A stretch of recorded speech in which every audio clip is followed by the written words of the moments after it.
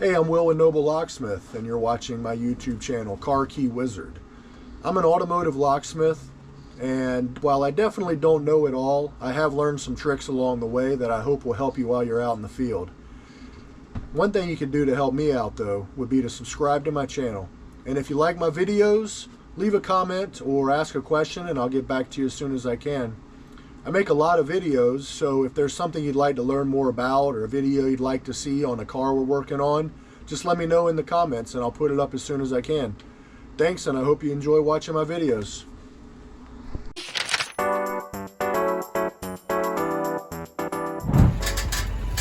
Good morning. Starting out this morning with a 2007 E350. We pull up our spreadsheet, we see that's a 211 build, which I've confirmed on the car.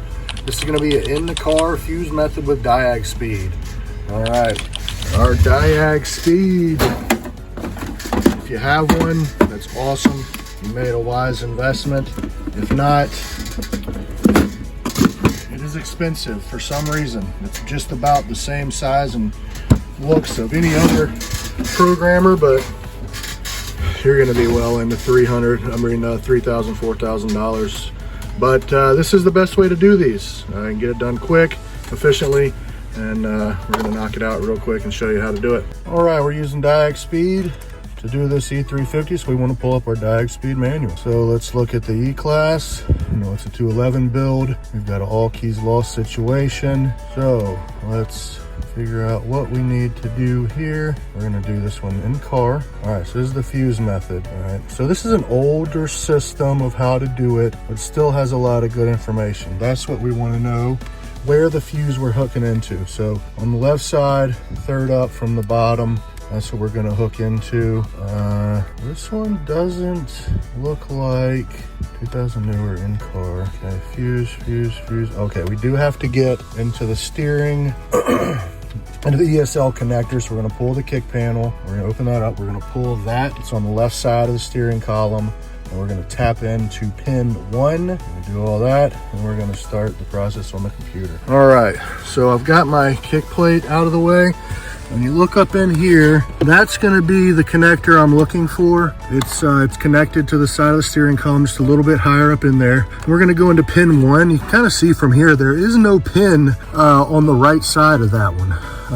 So that tells you right there, that's not pin 1. So the other side, the left side or the top side, depending on how you can see it, is pin 1. So that's what we're going to hook into. And then you're going to go over here, open this up.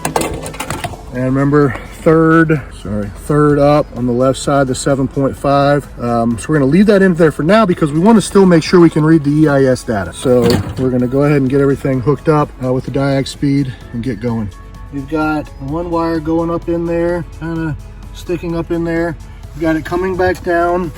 Get this, I've got OBD coming out, and I've got a little alligator clip. I made this cable myself, so I like to plug that in and then I hook on to that. And so then we're going to connect Diagspeed. This is a great tool, man. Diagspeed Pro. I don't know why it's so expensive. I feel like they could sell so many more, make more money if they didn't charge so much for these, because it really doesn't do all that much more than a lot of other ones. It's just a really good one. So we got Diagspeed hooked up, and I'm going to get the computer going. All right, we've got Diagspeed up. If you do a lot of Benzes, you'll see this looks like every other Benz. So they call the EIS the EZS. What we're gonna do is we're going to see what we can do by hooking this one up and just let it auto detect. We're gonna put the IR in there. Let's see if we can auto detect this guy. All right, cool, we auto detect. We know it is a 211, so we got what we needed off of that. We've got the keys, tracks, verified the VIN, so we're good to go there. Just gonna double check that. So we're reading EIS data. Now what we're gonna have to do now is remove that fuse and put in our wire there. So I'm going to pop that guy out. Don't lose it. I always like to set it right up there. And put our fuse in, literally just slide it in there.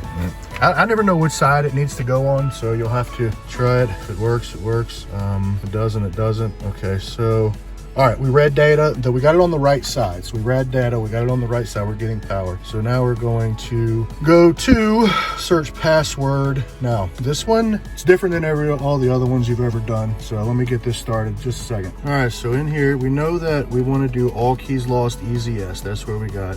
Duplicate keys as if we have a key. So important to check this. I forget about half the time. We're not on a W164, we're on a 211. So we'll get that first 211 right there. And now we're going to do all keys lost, easy yes. We got the easy yes key in there, or the key in the easy yes. We're going to hit okay. Now this up here is gonna jump, hopefully. A lot of not respond to it, so that's okay. So read EIS, we've already done that before. We know that that's easy to do on this. So the 0, that's the one we're gonna count up on. So that this one's gonna take a good 10 minutes or so, 15 minutes, sometimes a little more depending on your internet, but now you just wait and see what happens. I'll come back when we get closer to the count, to the end of the count. Okay, we got 100%. Forgot to, I missed this part, but what happens like on normal, it comes up with the file to save. I saved it into our file with the VIN number right there, 7 Bravo 078221. And now the next step would be password recovery number 1, step 1. So we're just gonna click on that and we wait. Oh, this is not responding. I haven't even touched it. This usually doesn't take too long. Okay, please insert easy yes and wait. It's already in there. We'll take it out and put it back in and we wait. Okay, I could have just waited on that one. That only took a second. All right, so we're gonna go save this bin file. So I just usually call it ORI for original. Data, that's the first one I pull. Makes sense to me. We're going to save that in there. All right, and then we're going to load our data to the server. So this comes up, BGA files. It's going to confuse you. You got to change it to EZS files, and then you'll find it. So you're going to select that, click auto check. Files loaded successfully. All right, we're going to click auto check, and it's going to start the countdown. This doesn't take too long.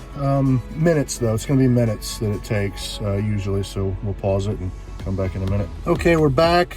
We've gotten our first file from the EZS. Now we're going to work on loading it to the server. So we just literally click load to server file here, and then down here you got to change that like that. All right, upload it to server. Now we want to check on server, and we'll do an auto check. So once you click, so I bet the highest rate of failure of any Mercedes programmer or systems I do is the Diagspeed, and getting the data is the longest part of it. So what I usually do, once I start this checking on the server, I go ahead and I load it so it can start on all keys lost again. You can do that. So that'll be going in the background. Now, if it comes back and I get a password, fine, it'll close it out. You know, it's no big deal. So now you just gotta wait. You know, I got really bad internet here right now, so this could take a little while. We'll just have to see what's going on, but you can see that this is working up here, but this is also counting down here. So we got two things going right now, and that's fine. Do this every single time, do this, because if you get a failure, this is already running in the background. The one I just did, I got a failure, and I came back and I was able to redo it pretty quickly. And get this. So a lot of it depends on your internet. Have really good internet. Where I'm at right now, I do not have very good internet. So checking on the server, sometimes it has issues. One of the other things, you cannot reuse that existing file. So you see over here, I've got second try as a folder in the folder for this this vehicle. That first file that I got and tried to get a password when I loaded it to the server would not work anymore. You have to get a new one. So I always make a folder called second try, and that's where I save my data this time. And then once we're all done, I'll go through and delete the old ones. But now we're just gonna sit back and wait and hope it goes through this time. Okay, my friends, that's what you wanna see. Password received from server successfully. This took me 3 tries. Sorry, so yeah, we got a password. This one took me 3 tries. I've never had it take three tries. I've failed it, well, it failed twice. So I've had it fail once before.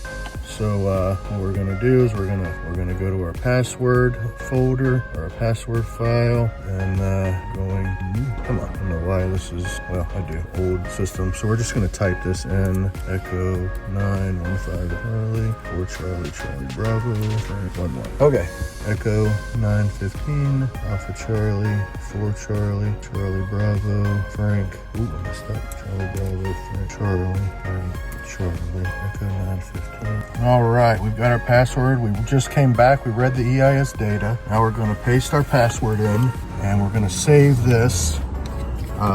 So this one's a little tough. So you got to go up here, these 3 lines, file, save file. We're gonna call this EIS with pass. Save it there. Cool, cool. Now we're gonna go to generate key file. All right, so you see this, going to file, load dump file. We got our EIS with pass. Now we want to select all these. It says set all, but that doesn't work. So we're gonna load all the key files. We're gonna generate. Now remember, we always make our folder for the car, and in that folder we're going to have a number of files. One is the key folder, and of course the password, and I like to save the cuts for the key. Select number of keys. We got the keys. Like generate again. We're going to go into here. We're going to go into our key track. All this is making sense. Hope you guys are able to get a Diagspeed and use it. I like to do jobs where I don't have to pull the EIS. This one took twice as long as normal. Usually this is a 30 to 40 minute job. This one took a little over an hour all in. I got here at 9. It's 10:06. So I'll be getting out of here in about the next 10 minutes. So I got everything generated. Now I'm going to go to my key. I got my key in my Diagspeed, so I'm going to read it just to make sure everything looks good. All right, so right key, see all that up here? You don't use that. We want to come down here and do that. And we're going to load. No key track 4, skip 1 because 1 through 3 is open. Go to number 7 for Sean. There we go, loaded. And we're going to write that guy. All right, so it is written. This one doesn't really tell you. So now we're gonna read it. So we've got EEPROM. We've got the password. It read that off of the key. So we know the key is good now. So let's take our key and start the car. Okay guys, one thing don't forget, put your fuse back in, pull your cable out, and reinstall your ESL connection. Key in, out, key in. Turn it on. We got a car to start. We're done here.